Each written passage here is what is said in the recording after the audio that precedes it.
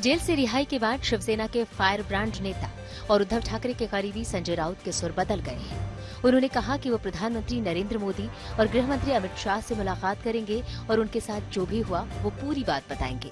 संजय राउत ने कहा कि वो जल्द ही महाराष्ट्र के डिप्टी सीएम देवेंद्र फडणवीस से भी मुलाकात करेंगे। उन्होंने शिंदे सरकार की तारीफ की और कहा कि महाराष्ट्र की सरकार देवेंद्र फडणवीस ही चला रहे हैं। संजय राउत ने आज उद्धव ठाकरे से मुलाकात की।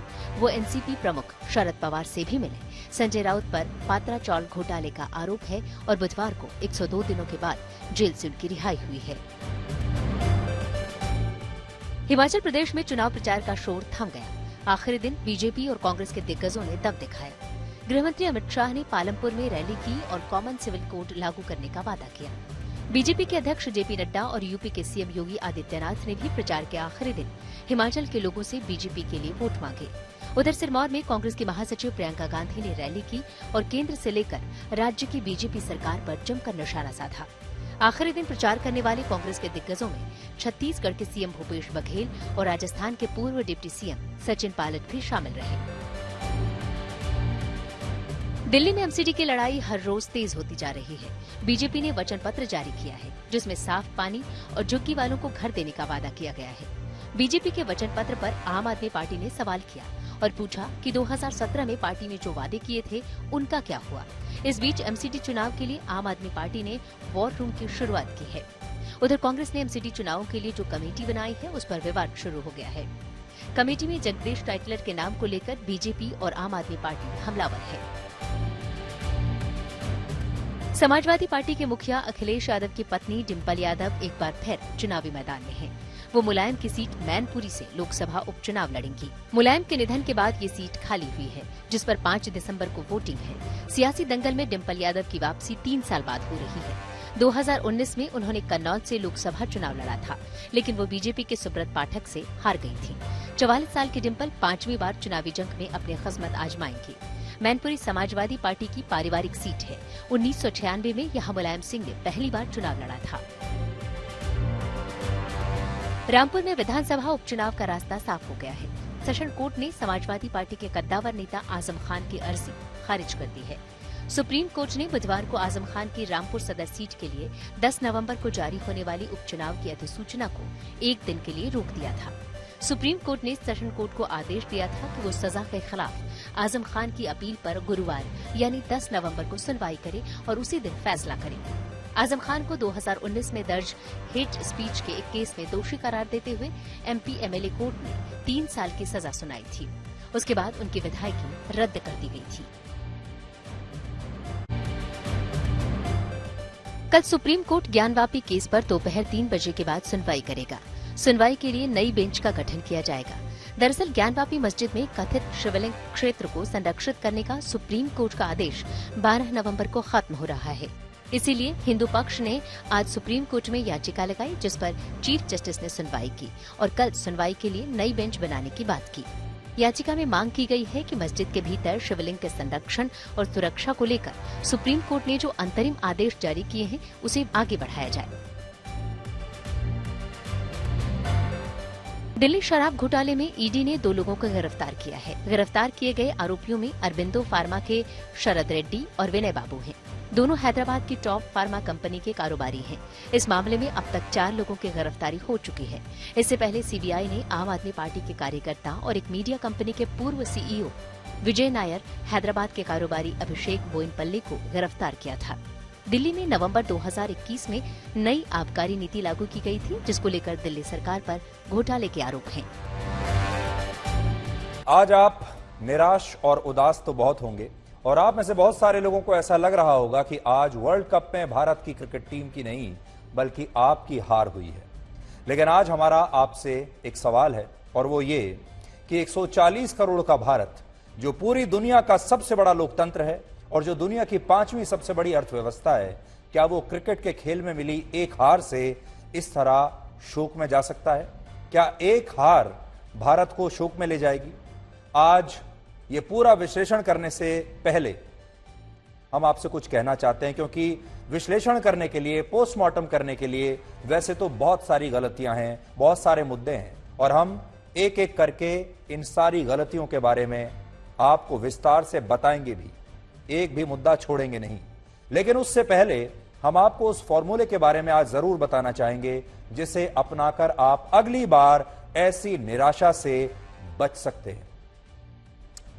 असल में जब देश के 140 करोड़ लोग अपने ड्रीम्स को भूलकर इन क्रिकेट खिलाड़ियों के ड्रीम्स को अपना बना लेते हैं और इन खिलाड़ियों को अपने सपनों का राजकुमार समझने लगते हैं, इनकी सफलता में अपनी सफलता देखने लगते हैं, इनके शानदार लाइफस्टाइल में, इनके बड़े बड़े बंगलों में, इनकी गाड़ियों में अपना जीवन जीने लगते हैं। और जब हम अपनी देशभक्ति को भी इन खिलाड़ियों के साथ ही जोड़कर देखते हैं तब हमें यह निराशा होती है, क्योंकि जब हमारी ये सारी उम्मीदें और ये सपने टूटते हैं तो हमें बुरा लगता है और हम इन्हीं खिलाड़ियों को दोष देने लगते हैं, जबकि इनका कोई दोष नहीं।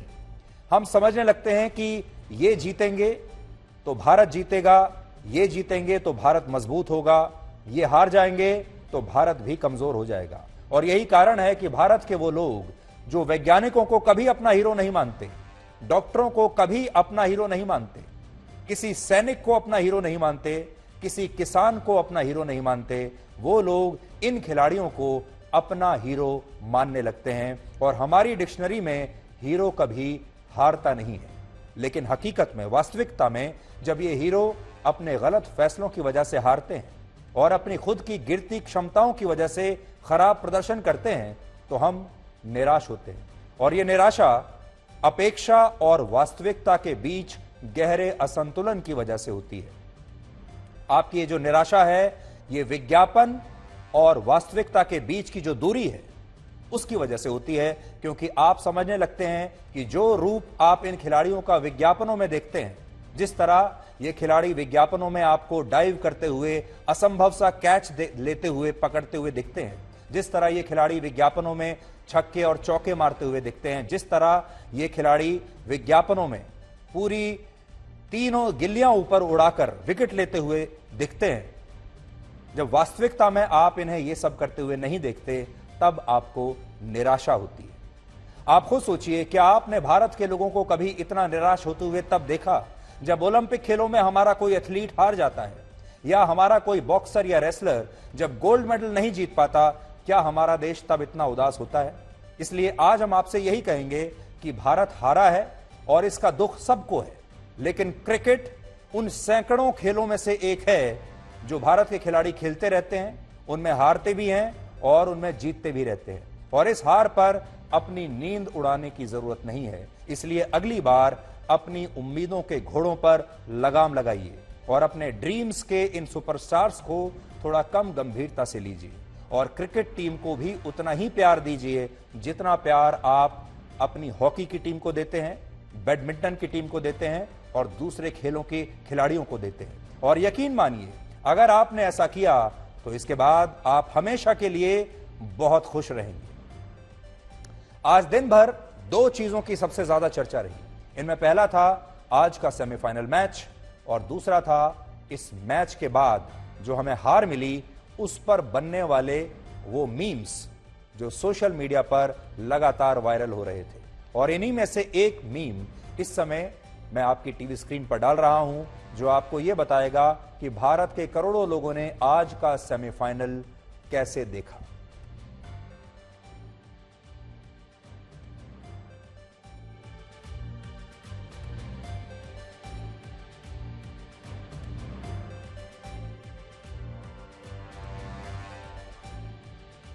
आज आपकी भी स्थिति कुछ ऐसी ही रही होगी। आज इंग्लैंड की टीम ने वर्ल्ड कप के दूसरे सेमीफाइनल में भारत को 1, 2, 4, 5, 6, 7, 8, 9 नहीं, पूरे 10 विकेट से हराया है। और ये इस वर्ल्ड कप में किसी भी टीम की सबसे बुरी हार है। इस टूर्नामेंट में आयरलैंड, नेदरलैंड्स, बांग्लादेश, जिम्बाब्वे और अफगानिस्तान की टीमें भी इतनी बुरी तरह से नहीं हारी जितनी बुरी तरह से आज भारत की ये चैंपियन टीम हारी है। इस हार से दो चीजें पूरी तरह साफ हो गई। पहली चीज ये कि अब वर्ल्ड कप का फाइनल भारत और पाकिस्तान के बीच नहीं खेला जाएगा, बल्कि अब ये फाइनल पाकिस्तान और इंग्लैंड की टीम के बीच होगा। और दूसरी बात ये कि अब आप सब लोग संडे यानी 13 नवंबर के लिए पूरी तरह से फ्री हैं। आप चाहें तो रविवार को निश्चिंत होकर अपने दोस्तों के साथ, अपने परिवार के साथ फिल्म देखने जा सकते हैं, दोस्तों के साथ पार्टी कर सकते हैं, आप इस संडे को एंजॉय कर सकते हैं। अब आपको अपने टीवी से चिपकने की कोई जरूरत नहीं पड़ेगी इस संडे को। इस मैच से पहले हमारे देश के बहुत सारे लोग विदुर नीति का जिक्र करते हुए भारत की टीम से यही कह रहे थे कि अगर उसे हारना है तो इंग्लैंड के खिलाफ आज ही सेमीफाइनल में ही हार जाए, क्योंकि एक बार वो फाइनल में पहुंच गई तो फाइनल में उसके सामने पाकिस्तान से जीतने का ही एकमात्र विकल्प होगा।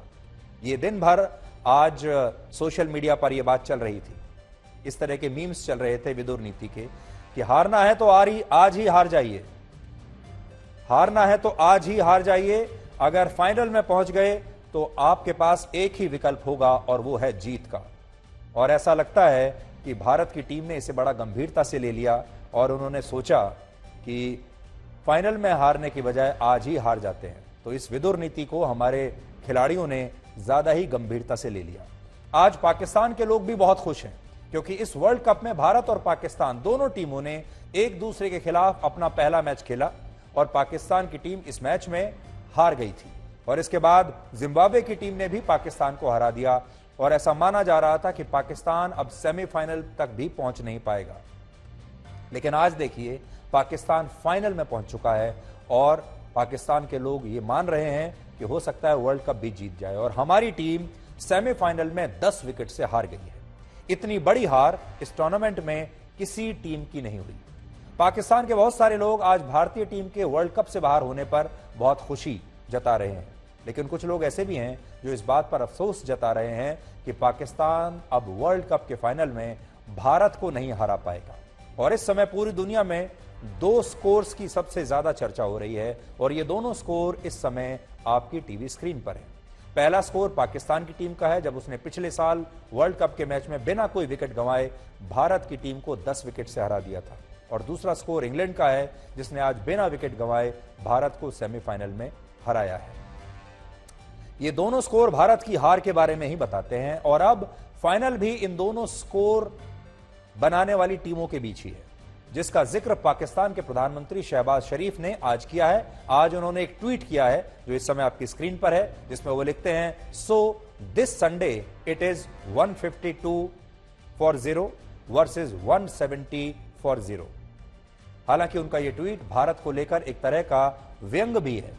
पाकिस्तान के पूर्व मंत्री फवाद चौधरी ने भी अपने एक ट्वीट में लिखा है कि भारतीय टीम के लिए फाइनल में पाकिस्तान से हारकर दिल्ली जाना खतरनाक था, इसलिए उसने इंग्लैंड से हारकर अपने लिए एक आसान रास्ता चुन लिया। ऐसा वो लिख रहे हैं।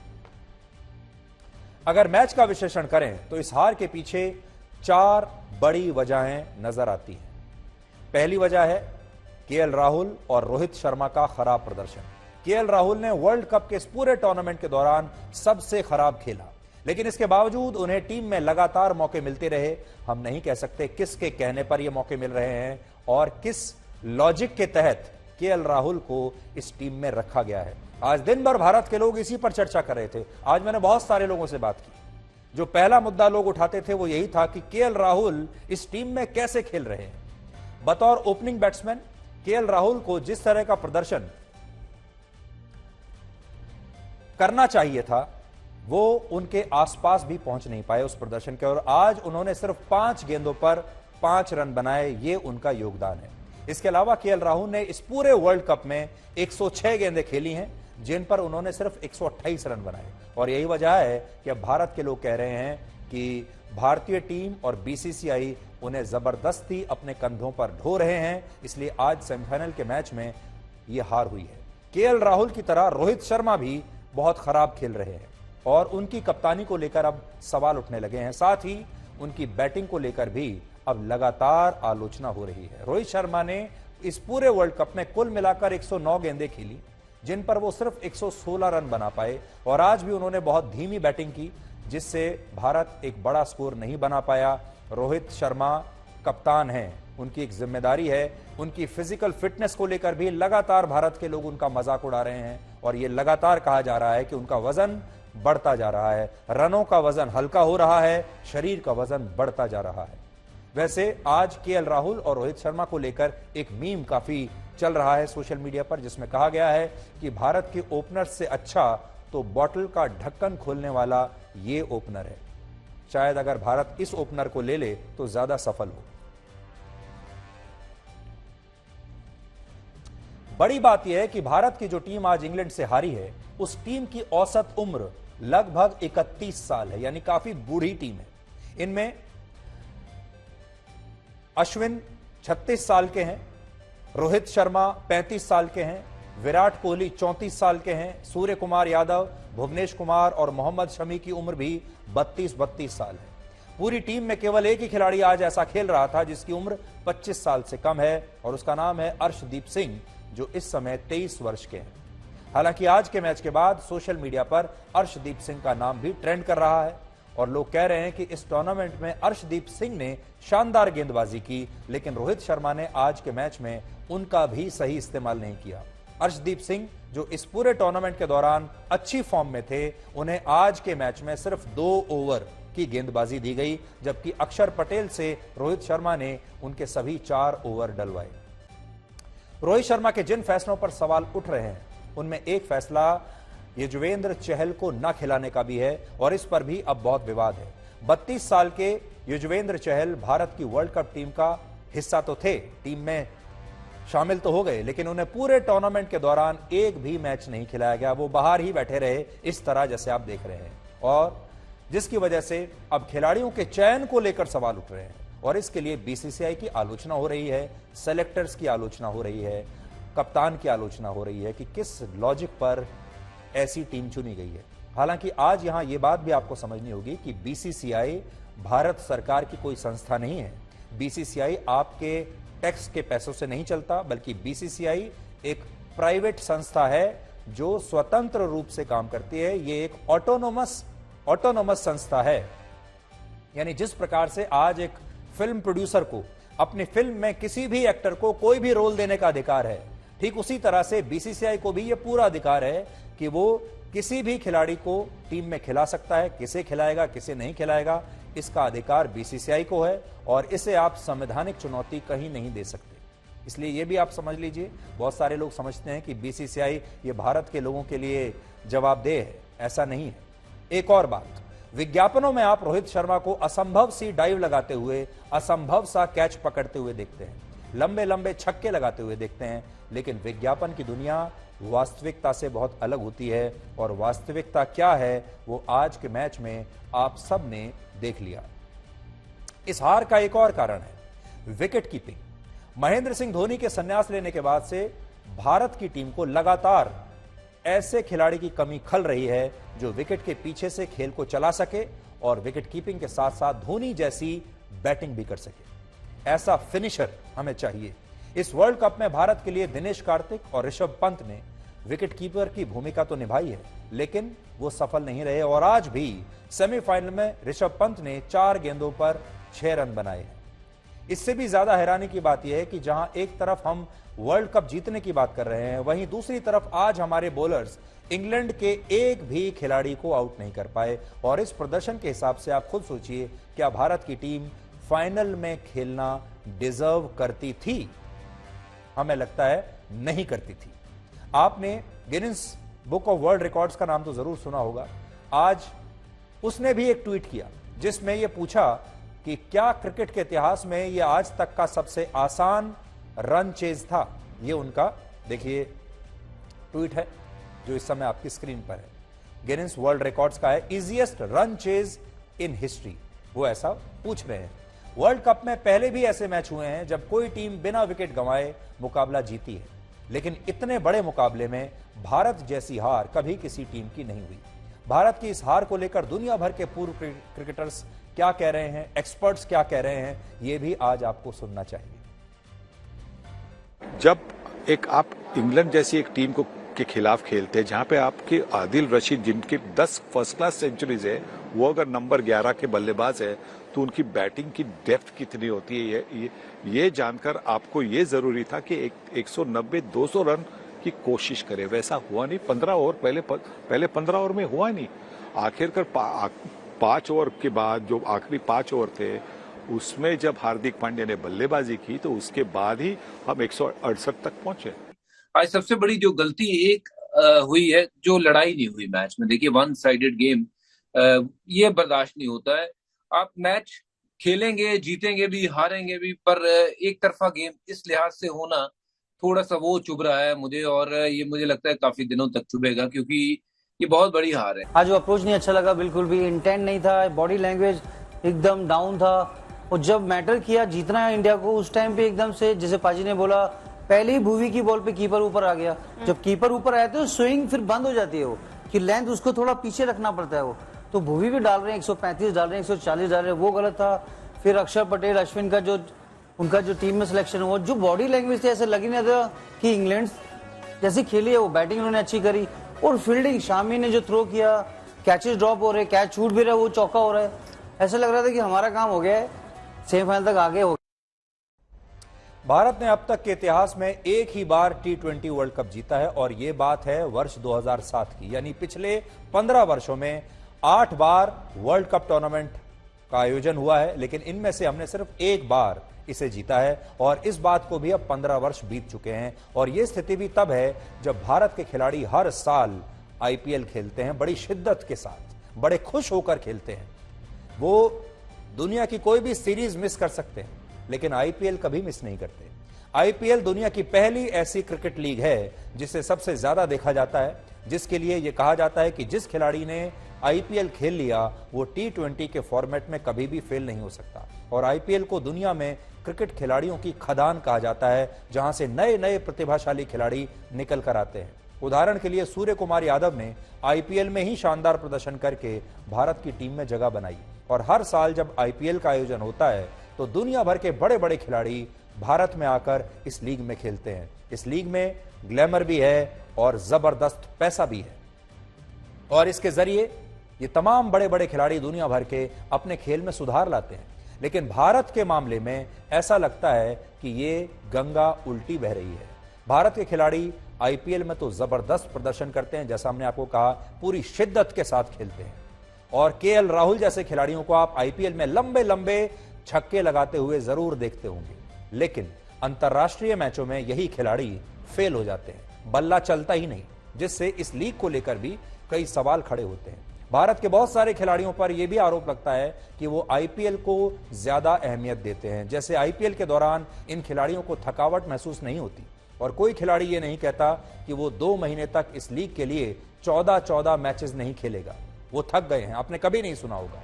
लेकिन जब भारतीय टीम के लिए ये मैच खेले जाते हैं, अंतर्राष्ट्रीय मैच, तो इनमें से बहुत सारे खिलाड़ी ये कहने लगते हैं कि या तो वो थक गए हैं, या उन्हें चोट लग गई है, या फिर कई खिलाड़ी तो ये भी कहते हैं कि अब उन पर बहुत दबाव पड़ रहा है। T20 के फॉर्मेट में भी भारतीय टीम का प्रदर्शन पिछले वर्षों में गिरा है, और वर्ष 2013 के बाद से हमारे देश ने ICC का कोई भी टूर्नामेंट नहीं जीता है। आखिरी बार वर्ष 2013 में भारत ने महेंद्र सिंह धोनी की कप्तानी में तब चैंपियंस ट्रॉफी जीती थी। उसके बाद से हमने ICC का कोई टूर्नामेंट नहीं जीता। और एक और खास बात है, जब भी भारत की टीम इतने बड़े स्तर पर कहीं हारती है तो आज भी भारत के लोगों को महेंद्र सिंह धोनी का ही नाम याद आता है। आज भी भारत के लोग धोनी को मिस करते हैं, धोनी जैसे कप्तान को मिस करते हैं, और तुरंत लोग कहने लगते हैं कि काश आज धोनी खेल रहे होते। इसका मतलब क्या है? इसका मतलब यह है कि भारत में जो नई नई प्रतिभाएं आ रही हैं, जैसे दूसरे देशों में आ रही हैं, भारत में वैसे प्रतिभाशाली खिलाड़ी शायद आज भी टीम में नहीं खेल रहे। थोड़ी देर पहले हमने आपको बताया, भारत के सारे जो बड़े खिलाड़ी हैं, मेन खिलाड़ी हैं, जिन्हें आप रीढ़ की हड्डी कह सकते हैं भारतीय टीम की, सब 30 साल से ऊपर हैं। कोई 32 साल का है, कोई 34 साल का है, कोई 36 साल का है। और जो दूसरी बड़ी टीमें हैं, पाकिस्तान की अगर आप टीमें देखें तो पाकिस्तान की टीम में आपको 19 साल से लेकर 25 साल तक के बहुत सारे नए खिलाड़ी आपको मिलेंगे, जो ऊर्जा से भरपूर है। पाकिस्तान के लोग आज 1992 के वर्ल्ड कप को बार बार याद कर रहे हैं, जब फाइनल में पाकिस्तान का मुकाबला इंग्लैंड से ही हुआ था, और इस बार भी ऐसा ही है। और आज 30 साल बाद यह इतिहास फिर से दोहराया जाएगा। उस समय भी फाइनल मुकाबला ऑस्ट्रेलिया के इसी मेलबर्न में खेला गया था, और इस बार भी फाइनल इसी मेलबर्न में होगा, और पाकिस्तान और इंग्लैंड के बीच ही होगा। यानी 1992 के वर्ल्ड कप में और मौजूदा वर्ल्ड कप में बहुत सारे इत्तेफाक हैं, और पाकिस्तान के लोगों को उम्मीद है कि इस बार भी पाकिस्तान की टीम इंग्लैंड को हराने में कामयाब होगी, ठीक वैसे ही जैसे इमरान खान की कप्तानी में तब पाकिस्तान ने वर्ल्ड कप जीता था। तो ये एक बड़ी बात है। और इमरान खान अब तो क्रिकेट छोड़ चुके हैं, आजकल वो राजनीति के मैच खेल रहे हैं। अब एक ज़माने में वो क्रिकेट के सबसे बड़े खिलाड़ी हुआ करते थे और आज वो पाकिस्तान में राजनीति के सबसे बड़े खिलाड़ी हैं। और एक बार फिर से अब उनकी कोशिश है, जैसे उन्होंने क्रिकेट में वर्ल्ड कप जीता था, अब वो पाकिस्तान में राजनीति का वर्ल्ड कप जीतना चाहते हैं। उसकी लगातार वो कोशिश कर रहे हैं। लेकिन अगर हम अपनी बारे में बात करें, भारत के बारे में बात करें, आज आपसे बस ये कहना चाहेंगे, आपके ड्रीम्स और इन खिलाड़ियों के जो ड्रीम्स हैं उनको थोड़ा अलग अलग रखिए। इस गलत फहमी में मत रहिए कि आपके ड्रीम्स इन खिलाड़ियों के ड्रीम्स के साथ मैच करते हैं। इनके ड्रीम्स अलग हैं, आपके ड्रीम्स अलग हैं। पहली बात तो ये। दूसरी बात, विज्ञापन और वास्तविकता में क्या फर्क है, इसे हमेशा अपने दिमाग में बिल्कुल स्पष्ट रखिए। विज्ञापनों में ये खिलाड़ी अलग दिखते हैं और वास्तविकता में अलग दिखते हैं।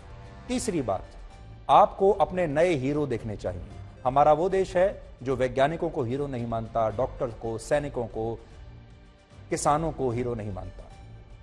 इसलिए अगर आप हीरो मानना भी चाहते हैं खिलाड़ियों को, तो फिर सबको मानिए। क्या आपको कभी याद है कि हमारा कोई बॉक्सर या हमारा कोई पहलवान या हमारी कोई और बैडमिंटन की टीम या हमारा कोई एथलीट कभी ओलंपिक खेलों में या किसी बड़े टूर्नामेंट में हारा हो और पूरा देश ऐसे ही शोक में चला गया हो जैसे आज का माहौल है?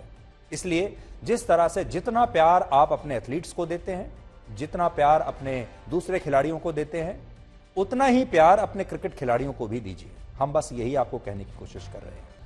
और अब हम आपको आज की सबसे बड़ी खबर बताएंगे। ये खबर वर्ल्ड कप से भी बड़ी है, क्योंकि ये खबर सीधे आपके बारे में है, आपके शरीर के बारे में है और आपके छोटे होते जीवन के बारे में है। आपने स्लो पॉइजन के बारे में जरूर सुना होगा। आज अगर किसी व्यक्ति के खाने में वर्षों तक जहर मिलाया जाए और एक दिन उसकी मौत हो जाए तो इसे कानूनी रूप से हत्या का मामला माना जाएगा। लेकिन क्या आप जानते हैं कि आपके किचन में रखे नॉन स्टिक बर्तन कैसे हर रोज आपके खाने में जहर मिला रहे हैं और आपको इसके बारे में पता भी नहीं है। एक नई स्टडी में यह पता चला है कि जब नॉन स्टिक बर्तनों में खाना पकाया जाता है तो इस दौरान माइक्रो प्लास्टिक और नैनो प्लास्टिक के लाखों कण आपके खाने में किसी जहर की तरह घुल जाते हैं और जब आप ये खाना खाते हैं तो इससे आपको कैंसर हो सकता है, इससे थायराइड, किडनी और आपका लिवर भी खराब हो सकता है। माइक्रो प्लास्टिक के उन छोटे छोटे कणों को कहा जाता है जिनका आकार 5 मिलीमीटर से भी कम होता है, जबकि नैनो प्लास्टिक वो कण होते हैं जिनका आकार 1 मिलीमीटर से कम होता है। यानी आप कह सकते हैं कि नॉन स्टिक बर्तनों में पकाया गया खाना प्लास्टिक वाला खाना बन जाता है, उसमें प्लास्टिक मिल जाता है और ये बहुत गंभीर नहीं, खतरनाक बात है।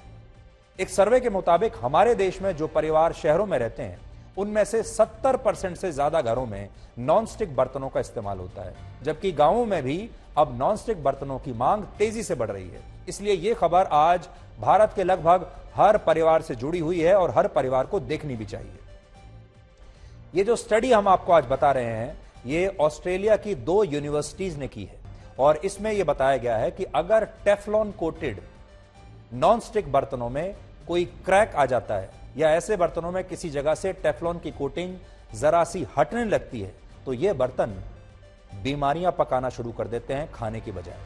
जैसे अगर आप टेफ्लॉन कोटेड ऐसे किसी बर्तन में खाना पकाते हैं जिसमें पहले से क्रैक है तो इस दौरान खाना पकाते समय यह बर्तन प्लास्टिक के 9100 कण रिलीज करता है लगभग, जो आपके खाने में घुल जाते हैं। इसके अलावा इस रिसर्च में यह भी बताया गया है कि ऐसे बर्तन अपनी एक लाइफ में 23 लाख प्लास्टिक के छोटे छोटे कण रिलीज करते हैं। और सोचिए जब ये प्लास्टिक के सारे कण आपके शरीर में घुलते होंगे तो इसका क्या असर होता होगा। जब ये बर्तन पुराने हो जाते हैं या इन्हें रगड़ रगड़ कर धोया जाता है तो ज्यादातर बर्तनों की कोटिंग हटने लगती है या टूटने लगती है और इसके बाद ये बर्तन खतरनाक हो जाते हैं, ये बर्तन जानलेवा हो जाते हैं। टेफ्लॉन कोटिंग को आम भाषा में केमिकल कोटिंग भी कहते हैं। असल में जब नॉन स्टिक बर्तनों को बनाया जाता है तो इन पर एक खास तरह की कोटिंग होती है, यानी इन पर केमिकल की एक खास परत या लेयर चढ़ाई जाती है जिसे PTFE या टेफ्लॉन कहा जाता है। इसका मतलब होता है पॉली टेट्राफ्लोरोएथिलीन। ये एक तरह का केमिकल कंपाउंड है जिससे बर्तनों की कोटिंग होती है और ऐसा इसलिए किया जाता है ताकि नॉन स्टिक बर्तनों में जब कम तेल और घी का इस्तेमाल किया जाए तो इससे खाना उनमें चिपके नहीं। और आप भी तो इसीलिए इनका इस्तेमाल करते हैं क्योंकि आप कम घी लगाना चाहते हैं, कम तेल लगाना चाहते हैं और खाने में, और आपको लगता है कि जब आप कम घी का इस्तेमाल करेंगे तब खाना बर्तन में चिपके नहीं। आप हेल्दी रहना चाहते हैं इसलिए कम घी और तेल खाना चाहते हैं, इसलिए इन बर्तनों को लेकर आते हैं। और आपको यह नहीं पता कि यह बर्तन असल में आपको स्लो पॉइजन दे रहा है। आपको शायद पता नहीं होगा कि बड़ी बड़ी कंपनियां नॉन स्टिक बर्तनों को बाजारों में यही कहकर लाई थी कि जो लोग फिट रहने के लिए, स्वस्थ रहने के लिए कम तेल और घी वाला खाना पकाना चाहते हैं उन्हें नॉन स्टिक बर्तनों का इस्तेमाल करना चाहिए, क्योंकि ऐसे बर्तनों में कम तेल और घी इस्तेमाल करने पर भी खाना चिपकता नहीं है, बहुत अच्छे से खाना बन जाता है। लेकिन इसके बाद दुनिया भर में बहुत सारी स्टडीज हुई जिनसे यह पता चला कि नॉन स्टिक बर्तनों से स्वास्थ्य को बहुत बड़ा खतरा होता है। और ऐसा क्यों है उसका विज्ञान भी आज आपको समझा देते हैं। जिस केमिकल कंपाउंड की कोटिंग से नॉन स्टिक बर्तन तैयार होते हैं उससे आपको कैंसर हो सकता है और आपकी किडनी और लिवर खराब हो सकते हैं। और यह बात नॉन स्टिक बर्तन बनाने वाली कंपनियां अच्छी तरह से जानती हैं। इसलिए अब इन कंपनियों द्वारा यह बर्तन एक नई मार्केट स्ट्रेटेजी के तहत बेचे जाते हैं। एक नई रणनीति इन्होंने अपनाई है लोगों को धोखा देने के लिए। जैसे अब ये कंपनियां कहती हैं कि उनके नॉन स्टिक बर्तन PFOA फ्री हैं। इसका मतलब है परफ्लोरो ऑक्टेनोइक एसिड से एक केमिकल, यह भी एक कंपाउंड है और इससे टेफ्लॉन बनता है। लेकिन अब कंपनियों ने नॉन स्टिक बर्तन बनाने के लिए इसका इस्तेमाल बंद कर दिया है, इसीलिए वो कहते हैं कि वो इस कंपाउंड से फ्री हैं। और इसकी जगह अब उन्होंने एक और केमिकल इस्तेमाल शुरू किया है। अब जेन एक्स जैसे दूसरे केमिकल्स इस्तेमाल करने शुरू कर दिए हैं। लेकिन यह स्टडी बताती है कि ऐसे केमिकल्स भी नॉन स्टिक बर्तनों के खतरे को कम नहीं करते और खाना पकाते समय प्लास्टिक के कण धीरे धीरे आपके खाने में घुलते चले जाते हैं और ये एक तरह से स्लो पॉइजन की तरह काम करता है। यानी इस स्टडी के आधार पर यह कहा जा सकता है कि नॉन स्टिक बर्तन आपका वो दुश्मन है जो चोरी छिपे आपके खाने में हर रोज प्लास्टिक वाला जहर चुपचाप मिला रहा है। लेकिन विरोधाभास यह है कि बहुत सारे लोग इन बर्तनों का इस्तेमाल स्वस्थ रहने के लिए ही करते हैं। और इस सूची में सिर्फ भारत नहीं, भारत के लोग नहीं, आज पूरी दुनिया में नॉन स्टिक बर्तनों की बहुत डिमांड है। वर्ष 2021 में यानी पिछले साल पूरी दुनिया में नॉन स्टिक बर्तनों की इंडस्ट्री 88,000 करोड़ रुपए की थी और अनुमान है कि वर्ष 2028 तक यह इंडस्ट्री 1.25 लाख करोड़ रुपए की हो जाएगी। और इस समय पूरी दुनिया में हर साल 21 करोड़ से ज्यादा नॉन स्टिक बर्तनों की बिक्री होती है। वर्ष 2028 तक यह आंकड़ा 30 करोड़ हो जाएगा। और इस तरह के बर्तन धोने में बड़े आसान होते हैं, इसलिए भी हमारे देश में इनका ज्यादा इस्तेमाल होता है।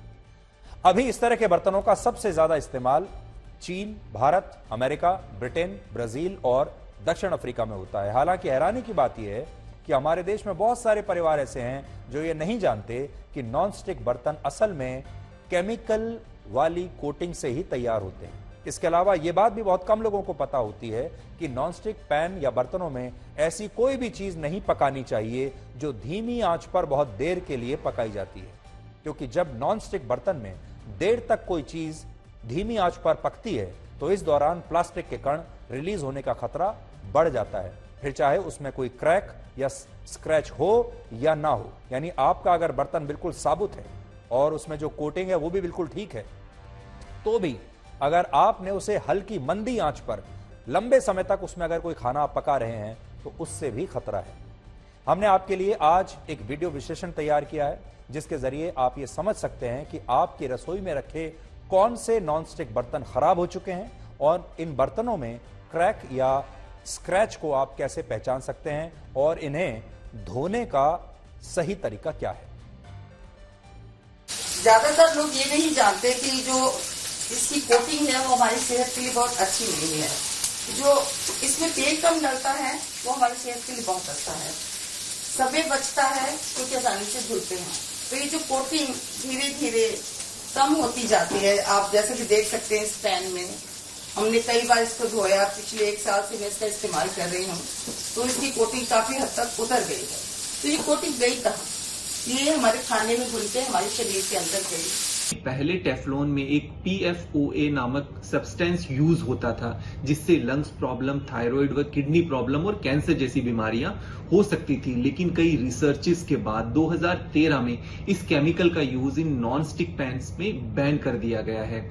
लेकिन भले ही इस केमिकल का यूज इन नॉन स्टिक बर्तनों में बंद हो चुका हो, लेकिन इसके बदले कई अन्य केमिकल्स का उपयोग किया जा रहा है जो हेल्थ के लिए हार्मफुल होते हैं। इसमें PFAS नामक एक केमिकल भी होता है और मौजूदा current peer reviewed scientific studies के अनुसार अगर ये PFAS के कुछ लेवल्स हमारी बॉडी में आ जाते हैं तो कई तरह की हेल्थ प्रॉब्लम आ सकती है, जैसे रिप्रोडक्टिव हेल्थ पर असर पड़ता है, प्रोस्टेट, किडनी और टेस्टिकुलर कैंसर का रिस्क बढ़ सकता है।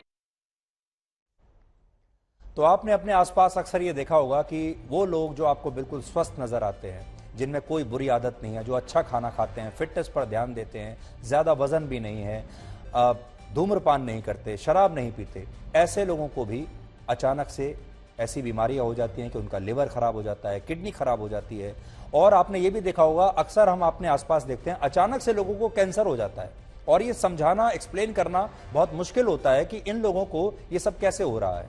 इसका एक बहुत बड़ा कारण ये है कि ये सारे लोग टेफ्लॉन वाला यानी नॉन स्टिक बर्तन वर्षों से इस्तेमाल कर रहे हैं और कोई ध्यान ही नहीं देता कि वो असल में इन बर्तनों में जब खाना पकाते हैं उसी के जरिए ये जहर और ये प्लास्टिक उनके जीवन में और उनके शरीर में प्रवेश कर रहा है। और कुछ वर्षों के बाद हम अचानक से देखते हैं कि ये बड़ी बड़ी भयंकर बीमारियां लोगों को हो जाती हैं। फिलहाल भारत के शहरों और गांवों में अलग अलग तरह के बर्तन इस्तेमाल होते हैं। जैसे शहरों में non stick pan, non stick कढ़ाई और कुकर्स का इस्तेमाल होता है। इसके अलावा एल्युमिनियम के बर्तन और कुकर भी शहरों की किचन में खाना बनाने के लिए इस्तेमाल होते हैं। और स्टेनलेस स्टील के बर्तनों का भी हमारे देश में बहुत सारे परिवार इस्तेमाल करते हैं। स्टेनलेस स्टील का मतलब है ऐसा स्टील जिस पर जंग नहीं लगता। और गांवों में भी स्टेनलेस स्टील और एल्युमिनियम के ये बर्तन अक्सर इस्तेमाल होते हैं। हालांकि गांवों की एक बड़ी आबादी अब भी ऐसी है जो नॉन स्टिक बर्तनों से आज भी दूर है और बहुत सारी जगहों तो मिट्टी के बर्तनों का भी इस्तेमाल होता है जो सबसे ज्यादा हेल्दी माने जाते हैं। नॉन स्टिक बर्तनों का इतिहास बहुत पुराना नहीं है। वर्ष 1954 में फ्रांस के एक मशहूर इंजीनियर मार्क ग्रेगोयर ने अपनी पत्नी के कहने पर दुनिया का पहला नॉन स्टिक पैन बनाया था और इसके बाद वर्ष 1961 में अमेरिका में इसका इस्तेमाल शुरू हुआ और भारत में नॉन स्टिक बर्तनों की मांग वर्ष 2000 के बाद ज्यादा बढ़ी है। यानी ये जो पूरी कहानी है नॉन स्टिक बर्तनों की, ये हमारे देश में पिछले 20 से 22 साल पुरानी है। बस 20 साल के अंतर में अगर आप देखेंगे पीछे, तब ये सब चीजें आई हैं। उससे पहले हमारे देश में ये सब नहीं था। और आपने देखा होगा ये जो नई नई बीमारियां जो हम आपको बता रहे हैं, कैंसर जैसी, ये भी पिछले 20 साल में ही आपने ज्यादा होती हुई देखी होंगी। लेकिन आज से 100 वर्ष पहले भारत में लोहे, पीतल और तांबे के बर्तनों का ज्यादा इस्तेमाल हुआ करता था। इसके अलावा कुछ स्टडीज में यह भी पता लगा कि भारत के लोग हजारों वर्षों से लोहे, तांबे और पीतल के बर्तन इस्तेमाल करते रहे हैं, यानी दूसरी धातुओं के जो बर्तन हैं उनका इस्तेमाल करते रहे हैं। और बर्तनों को हमारे यहाँ संस्कृति से भी जोड़कर देखा जाता है। लेकिन आधुनिक युग में स्टील और एल्युमिनियम के बर्तनों से लोहे, पीतल और तांबे के बर्तन इसलिए पीछे रह गए क्योंकि इस युग में तांबा और पीतल महंगा हो गया और जब ऐसा हुआ तो ये बर्तन लोगों की पहुंच से बाहर हो गए और इनके सस्ते विकल्प के रूप में स्टील, एल्युमिनियम और नॉनस्टिक बर्तनों ने बाजारों में अपनी पकड़ बना ली। ये जैसे कास्ट आयरन है, ये पहले ये पूरा का पूरा, मतलब इसमें आपको कुछ नहीं करना है। ये ढलाई जो बोलते हैं अपने लोग, ये नॉन स्टिक की तरह ही काम करता है और आजकल ये बहुत अधिक चल रखा है। सेकेंडली ये है एनोडाइज, ये एनोडाइज है जो कि एल्युमिनियम को नॉन पोरस करके किया गया है। ये नॉन स्टिक की तरह काम नहीं करता है, स्टिक रेसिस्टेंस रहता है बट मोरलेस उसी तरह से ये काम करता है। तीसरा अभी ये बहुत ज्यादा चल रखा है, ये है ट्री प्लाई, जो मैं आपको बता रहा था कि स्टील और बीच में एल्युमिनियम की परत जो कि इनविजिबल है, उससे हीट चारों ओर स्प्रेड आउट, एकदम तरीके से स्प्रेड आउट होता है। ये स्टील है, ये भी स्टील है और हाँ, बीच में एल्युमिनियम। हाँ, सिर्फ स्टील पे आप खाना बनाएंगे तो वो खाना जल जाएगा बहुत ज्यादा हीट हो जाने से वो, बट ये ट्री प्लाई होने से क्या हीट स्प्रेड आउट हो जाएगा और जलेगा नहीं। और ये आखिरी और ये एकदम लेटेस्ट में अभी आया है। ये ट्री प्लाई के ऊपर में इन्होंने एक लेजर कट करके बना दिया गया, जो कि ये नॉन स्टिक की तरह पूरा का पूरा काम करता है। लेकिन इसमें वो कोटिंग नहीं है, तो वो हार्मफुल नहीं होगा। तो ये हार्मफुल नहीं है। कहने को तो ये तमाम कंपनियां और ये तमाम लोग आपको यही कहते हैं कि इनमें से कुछ भी हार्मफुल नहीं है, इसमें से कुछ भी आपकी सेहत के लिए ऐसा नहीं है कि जो आपकी सेहत को खराब कर दे, क्योंकि ये दावे हैं और इन दावों के ऊपर कोई साइंटिफिक रिसर्च या तो होती ही नहीं है, और अगर होती भी है तो वो आप तक कभी नहीं पहुंचती। इसलिए ये बात आज हम आप तक पहुंचा रहे हैं कि जब भी आप बाजार में जाएं इस तरह के बर्तन खरीदने के लिए, तो आपको बहुत स्टडी करके जाना चाहिए, और आप नॉन स्टिक बर्तन जो ऐसे हैं जो आपके स्वास्थ्य को नुकसान पहुंचा सकते हैं, इनसे अब आपको बचकर रहना होगा। आप चाहें तो अपने डॉक्टर से भी इसके बारे में पहले सलाह ले सकते हैं। अब आप ये नोट कर लीजिए कि इस समस्या का समाधान क्या है। पहला समाधान तो यह है कि अपने किचन से ऐसे सभी नॉनस्टिक बर्तनों को तुरंत फेंक दीजिए जिनमें क्रैक आ चुका है या जिनकी जो लेयर है वो खराब हो चुकी है, कोटिंग खराब हो चुकी है। तुरंत फेंक दीजिए, एक दिन भी उनका इस्तेमाल मत करिए, क्योंकि उससे सिर्फ जहर निकलेगा। दूसरा, नॉनस्टिक बर्तनों पर टेफ्लॉन यानी केमिकल की कोटिंग होती है, इसलिए इन बर्तनों को कभी भी रगड़ रगड़ कर मत धोइए। अगर आप इन्हें हल्के हाथ से धोएंगे तो इनकी कोटिंग ज्यादा दिनों तक सुरक्षित रहेगी। और सबसे अहम, इन बर्तनों की समय समय पर जांच जरूर करते रहिए, क्योंकि कई बार खराब क्वालिटी की वजह से भी बहुत सारे बर्तनों की कोटिंग बहुत जल्द हट जाती है और आप कभी उस पर ध्यान नहीं देते। तीसरा, इन बर्तनों में देर तक खाना कभी मत पकाइए। बहुत सारी चीजें ऐसी होती हैं जिन्हें देर तक पकाना पड़ता है, हल्की आंच पर पकाना होता है। ऐसे समय में इन बर्तनों का इस्तेमाल बिल्कुल मत कीजिए। और चौथा, हो सके तो ऐसे बर्तनों का अब कम से कम इस्तेमाल कीजिए। इसलिए आज हमारा यह विश्लेषण देखने के बाद हम आपसे यही कहना चाहेंगे कि अब आपको अपने किचन में तुरंत जाना चाहिए और अपने किचन में जाकर देखना चाहिए कि आपकी रसोई में टेफ्लॉन कोटिंग वाले इस समय कितने बर्तन मौजूद हैं, और अगर इनमें से किसी बर्तन में कोई क्रैक आ गया है, कोई स्क्रैच आ गया है, तो सोचिए आपके शरीर में अब तक प्लास्टिक के कितने लाखों कण खाने के रूप में प्रवेश कर चुके होंगे। और ऐसा होने पर आपको अपने शरीर का टेस्ट जरूर हर हालत में कराना चाहिए। और एक और बात आपसे कहना चाहेंगे, क्योंकि ये खबर हर परिवार के साथ जुड़ी हुई है और सिर्फ गृहिणियों की खबर नहीं है, सिर्फ उनकी खबर नहीं है जो रसोई में खाना पकाते हैं, उनकी खबर भी है जो उस खाने को खाते हैं। और खाने वाले कौन है? पूरा परिवार खाता है। इसलिए आप इस खबर को अपने परिवार के साथ शेयर कीजिए, आप अपने दोस्तों के साथ शेयर कीजिए, और ज्यादा से ज्यादा लोगों के स्वास्थ्य का ध्यान रखकर उन्हें इस तरह की बीमारियों से बचाने की कोशिश कीजिए। एक और खतरनाक स्टडी आई है जो पॉल्यूशन के बारे में। यह भी वो विषय है जिसे आप बहुत हल्के में लेते हैं क्योंकि आपको दिखता नहीं है।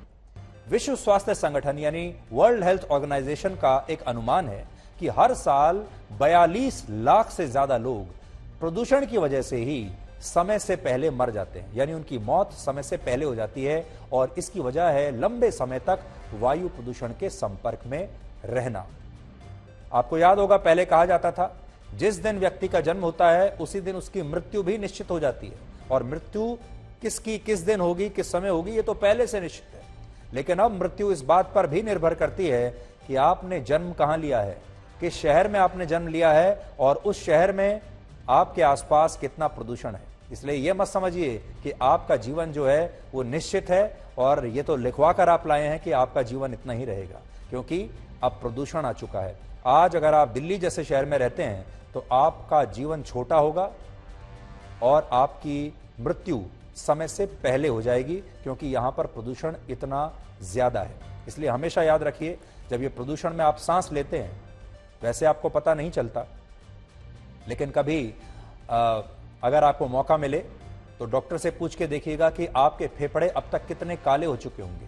और दिल्ली शहर में जैसे रहने वाले जो लोग हैं, अगर वो अपने फेफड़ों का एक तस्वीर खींचने की कोशिश करें तो वो पाएंगे कि ज्यादातर लोगों के फेफड़े या तो अब तक पूरे काले हो चुके होंगे या ग्रे हो चुके होंगे। Title sponsor Lux Cozi innerwear, चेहरे पे मुस्कान।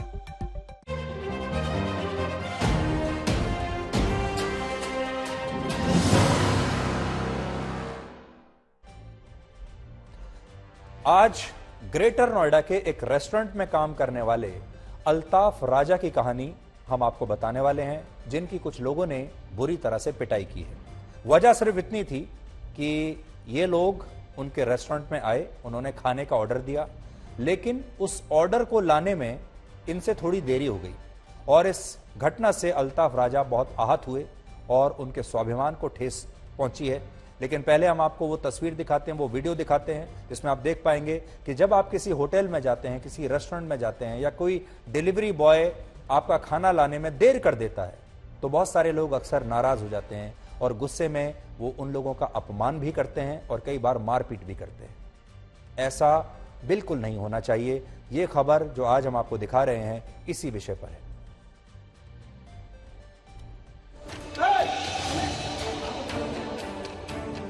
ये तस्वीरें ग्रेटर नोएडा के एक रेस्टोरेंट की हैं, जिसमें एक शख्स की बुरी तरह पिटाई की जा रही है। जिस शख्स को पीटा जा रहा है वो रेस्टोरेंट का कर्मचारी है। उसका कसूर बस इतना था कि ऑर्डर की गई डिश लाने में उसे थोड़ी देर हो गई। ऑर्डर मिलने में देर होने पर कुछ लोगों का गुस्सा इस तरह भड़का कि इन लोगों ने रेस्टोरेंट के कर्मचारी की बुरी तरह पिटाई कर दी। एक हमारे कस्टमर है, काफी आते जाते रहते हैं यहाँ पे। अभी कल की बात है, आकर के उन्होंने ऑर्डर किया था एक आइटम, वो खत्म था हमारे पास। हमने बोला सर ये आपका नहीं हो सकता, इसकी जगह पे आप कुछ और ले लीजिए। वो एग्री करे उन्होंने कि हाँ ठीक है, इसकी जगह पे कुछ और ले और जल्दी ले आना। मैं सिस्टम पे आके बैठा था, मैं सोचा चलो अभी अपडेट कर देते हैं इनको। जब तक वो आकर के मेरे पे हाथापाई करने लगे, मुझे मारने लगे, गालियाँ देने लगे। उसके बाद यहाँ से ले जा करके अपना वो बाहर ले जा करके भी उन्होंने मुझे मारा, जमीन पे लिटा के लात घूंसों से मारा। सबसे परेशान करने वाली बात यह है कि जब इस व्यक्ति को पीटा जा रहा था तो वहां मौजूद लोगों ने भी उसकी मदद नहीं की। काफी देर बाद कुछ लोग बीच बचाव के लिए आए, लेकिन तब तक उसकी पिटाई हो चुकी थी। इस घटना से पीड़ित युवक अल्ताफ राजा काफी आहत महसूस कर रहा है और उसके स्वाभिमान को चोट पहुंची है। सर मेरा भी एक स्वाभिमान है, अपना खुद का एक सेल्फ रिस्पेक्ट है, जिसे आप जो कहें। तो हर एक इंसान जो भी नौकरी कर रहा है, मैं घर से अपना काफी लगभग 1200 किलोमीटर दूर आया हूँ, तो इन चीज़ों के लिए नहीं आया कि कोई मुझे जैसे ट्रीट करे। मैं जितने भी लोग देख रहे हैं सबसे यही कहना चाहूँगा कि अगर आपके साथ भी कभी कुछ इस तरह का होता है तो प्लीज़ आप लोग FIR करें या रिपोर्ट करें। अपने अंदर का जो ये होता है ना कि हर एक इंसान को जो अपना स्वाभिमान है उसके हिसाब से कभी भी हार नहीं माननी चाहिए। अल्ताफ राजा की ये कहानी सिर्फ उसकी नहीं है। आए दिन हमारे आसपास ऐसी घटनाएं देखने को मिलती हैं, जब रसूखदार लोग छोटा मोटा काम करके अपना गुजारा करने वाले ईमानदार लोगों का इसी तरह अपमान करते हैं और उनके स्वाभिमान को कुचलते हैं। जरूरत है इस सोच को बदलने की, और यही मेरा स्वाभिमान मुहिम का मकसद है।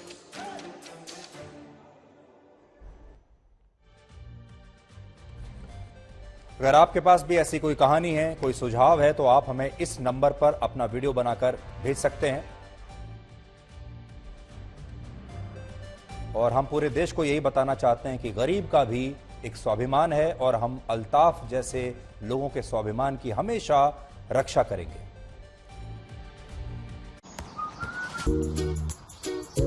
अब सर्दियों की कोई टेंशन नहीं। क्यों? लक्स पार्कर इसका स्पेशल फैब्रिक बनाता है इसे एकदम पतला और ज्यादा गर्म, तो चाहे इसे ऑफिस पहन के जाओ या स्कूल यूनिफॉर्म के नीचे, इसकी फिट रखे आपको सुपर कंफर्टेबल। लक्स पार्कर, गर्म भी पतला भी। बोलो जी, ये लोग कांप क्यों रहे हैं? इनको ठंड लग रही है, लेकिन हम क्यों नहीं कांप रहे? हमने लक्स स्कॉच वूल पहना है। बोलो जी, शाबाश। चाचू आपको पसीने क्यों आ रहे हैं? लक्स स्कॉच वूल दे सर्दी में भी गर्मी का एहसास। लक्स स्कॉच वूल दे सर्दी में भी गर्मी का एहसास। चाचू, हम आपकी कहानी पूरी दुनिया को सुनाएंगे और आपके स्वाभिमान के लिए आवाज उठाएंगे। आज तक पर। और अब आखिर में आज का इतिहास। वर्ष 1659 में छत्रपति शिवाजी महाराज ने प्रतापगढ़ की लड़ाई में बीजापुर के सुल्तान आदिल शाह के सेनापति अफजल खान की सेना को हरा दिया था। अपने से कई गुना बड़ी सेना से मुकाबला करते हुए मराठा सैनिकों ने 5000 सैनिकों को मार गिराया था और 3000 सैनिकों को युद्ध बंदी बना लिया था। इतिहास में इस लड़ाई को स्वराज्य के लिए हुई पहली लड़ाई माना जाता है। कहते हैं इसी जीत के साथ छत्रपति शिवाजी महाराज ने मराठा साम्राज्य की स्थापना की थी। रशिया के मशहूर आविष्कारक और मिलिट्री इंजीनियर मिखाइल कलाशनिकोव का जन्म आज ही के दिन वर्ष 1919 में हुआ था और उन्होंने AK-47 राइफल का आविष्कार किया था। AK-47 एक असॉल्ट राइफल है, आपने इसका नाम जरूर सुना होगा, और एक फुली ऑटोमेटिक AK-47 1 मिनट में 600 गोलियां दाग सकती है। AK-47 को दुनिया के कई देशों की सेनाएं इस्तेमाल करती हैं, हालांकि बहुत सारे आतंकवादी संगठन भी अब AK-47 का इस्तेमाल निर्दोष लोगों का खून बहाने के लिए करते हैं। दिलचस्प बात यह है कि दुनिया की सबसे खतरनाक AK-47 असॉल्ट राइफल बनाने वाले मिखाइल कलाशनिकोव एक कवि भी थे, और वो जीवन भर कविताएं भी लिखते रहे, और इन कविताओं को 6 किताबों में संग्रहित भी किया गया है। यानी एक ऐसा व्यक्ति जो दिल से कवि भी है, लेकिन लोगों का खून बहाने के लिए हथियार भी बनाता है। और आज world science day for piece and development, यानी शांति और विकास के लिए विश्व विज्ञान दिवस है। विकास कार्यों में विज्ञान के योगदान के बारे में जागरूकता बढ़ाने के लिए सन 2001 में यूनेस्को ने 10 नवंबर का दिन विज्ञान को समर्पित किया था। आप चाहें तो अपना जीवन आसान बनाने के लिए दुनिया के तमाम वैज्ञानिकों को इस मौके पर शुक्रिया कह सकते हैं, और आप बड़े बड़े वैज्ञानिकों को अपना हीरो भी बना सकते हैं। तो आज के लिए ब्लैक एंड व्हाइट में इतना ही। अब आपसे हमारी अगली मुलाकात होगी कल रात 9 बजे। तब तक आप खुश रहिए, सुरक्षित रहिए, स्वस्थ रहिए। और शतरंज के खेल में एक बेहतरीन नियम यह है कि चाल कोई भी चलो, पर आप अपनों को नहीं मार सकते। इसे आप अपने जीवन में भी लागू कर सकते हैं।